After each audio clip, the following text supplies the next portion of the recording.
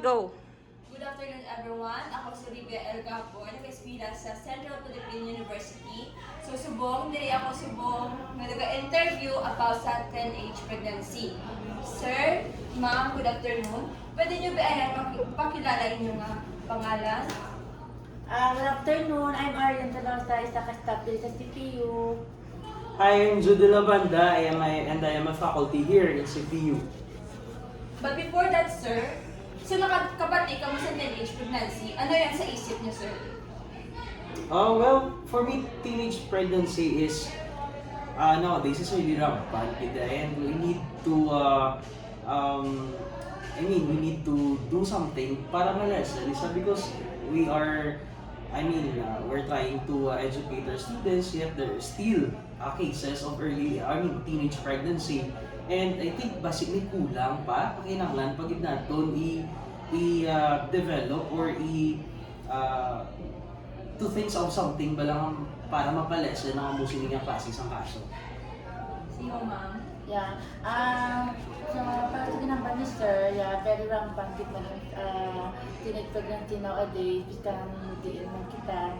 So, dapat, may knowledge kita how to prevent this, and then, kag dapat, balaanon din natin kung ano ang makapekto din sa atin kung about sa mga teenage pregnancy.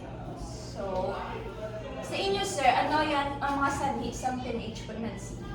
Para sa akon, ang common gid siguro is broken family siya. So kay mga kung broken family ka nadaan, kulang ang pag-atipan sa inyo, kulang ang education.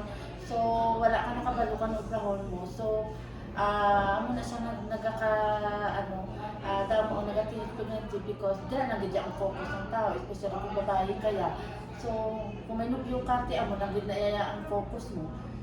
Especially kung wala ka pera, hindi nag-guide sa imo. So, ano na siya. Pero sa akin, this is only based on my observation that I have three reasons or possible causes nga there is teenage pregnancy. Number one is curiosity. Number two is ang peer pressure. And number three is ang pagiging vulnerable sa mga teenagers because we all know that teenagers is dira ka explore ka. And kung ara ng consequence, hindi ka man gid ikabalo kung paano maisulbar. Balik na po sa number one naton. So number one naton is you are curious. As a teenager, you are trying to explore, you're trying to you wanted to experience something. Pero ang experience nga na there is a consequence. And kabudlay sang amusin na klase sang sitwasyon kung ara ka na dira, wala ka nakabalo kung paano mo na sa kung kulang ka sa ihibalo, kulang ka sa knowledge. Piyo bilang dako bilang problema. Number two is ang ginatawag ko naton nga ang peer pressure. It is because nga subong sa amo nga pangitaron, no, teenager ka, may mga daranan tayo nagasulod ang gugma, migo-migo, miga-miga. And then siyempre wala ta kabalo kung ano ng possible nga pressure. There's a lot of pressures and maybe mabot ka sa punto nga i-pressure ka para ubrahon ng bagay gani. So ikatatlo, vulnerability sa mga pagiging teenager. Ang mga black isaiban nga nagpakuno nga kaya, pero hindi gali kaya. Gatawag yapon kay mama, kay papa, kita mo lang. So these are possible causes para sa ako.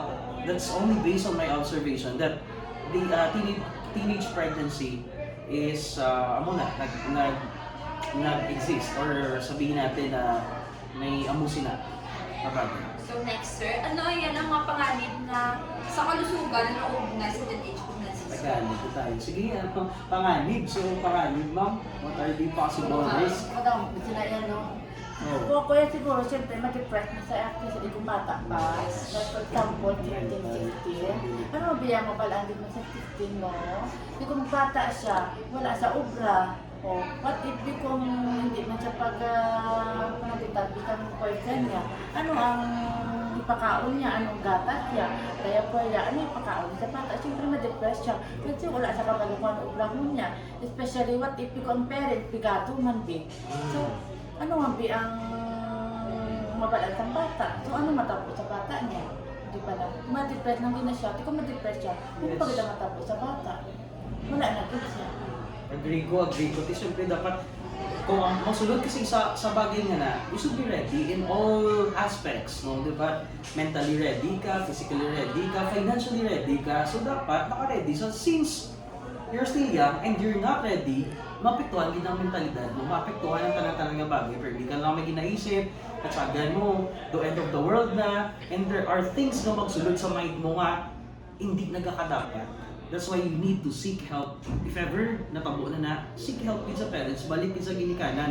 O wakigan ka sa ginikanan mo, pero hindi ka na nila papabayaan because you are at risk, ara ka sa punto nga kinahanglan, kabuligan. Kaya kulang ka sa ihibalo mo. Wala ka man ginapangayo, pero kung natabuin na, you need to seek help din.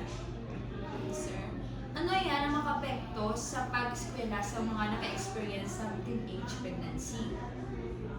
What's your question again?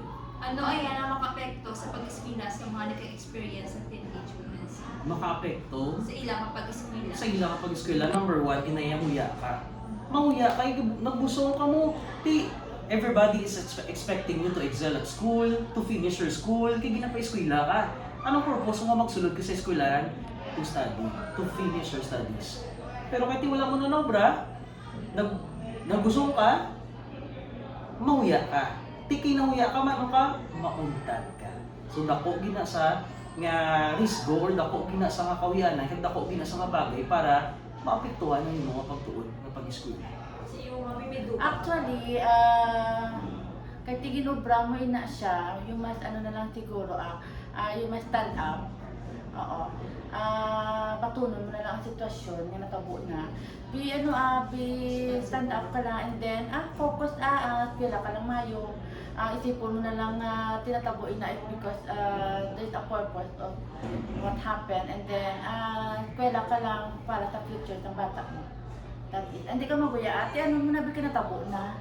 So, focus, be responsible and study ka na lang gid para sa future ng bata mo. Last na lang, sir, kung ma'am. Anong inyong advice ayan sa mga young people or motivational message para mapaiwas sa teenage pregnancy? Well, hindi ko motivational speaker, but pero ang matag kong advice sa mga wala, I mean, if you're not yet there in that situation, you have to think several times. Gusto ko ba experience ako ng mga consequence ni or hindi? Kung hindi mo gusto, din hindi pag imuha. Pero kung ara ka na dira sa mo sinakang sitwasyon, face it. And think of something kung paano mo makabetter ang kabuhi mo. Kagang kabuhi sa bata. Because kabuhi lang ginadala mo. So, you will become a mother soon, you will become a parent soon, and ikaw na mapadako siya sa pila ka adlaw, but you have to think of possible or possibilities. If there is still an opportunity, grab mo ang opportunity. Kung pwede ka makapadayon gyapon sa pag-eskwela, eskwela sa gihapon because education is the only key to success gid. Kaya kung makatapos kay sa eskwela, matagaan mo sa mayo nga pakabuhi nimo bata. So hindi mo gid papabayaan ang eskwela. Although kung natakbo gid man na sa imo, balik lang eskwela, balik gid gyapon. O kung nag-stop ka gid man, balik gid gyapon sa eskwela. Importante gid ang eskwela. And i-prove mo sa self mo nga hindi mo na ni pagliwaton. Kaya lesson learned na ako because you're not ready, inubra mo na sa then face the consequence. Kung naguntad ka na, masigi ka pa, maliwat ka pa, batch 2 ka pa, second round ka pa, hindi na no? So kinanglan, focus kita sa bagay nga, kinanglan nato, tadlungon. And we have to correct that. And we have to, ang balimang ganit, dapat tindugan mo, you have to stand for what is tawag din yan ang nagakadapat kiti ara na sa mo tubangon mo na lang sa so yun yung ang advice ko lang sa mga nagatanaw so amo na actually pero be responsible for your own self na lang ya kahit ubra mo imo-risk ko mo so be responsible lang gid. Sir, ma'am, thank you sa inyong atan kag sa inyong motivational message. Thanks! Thank you.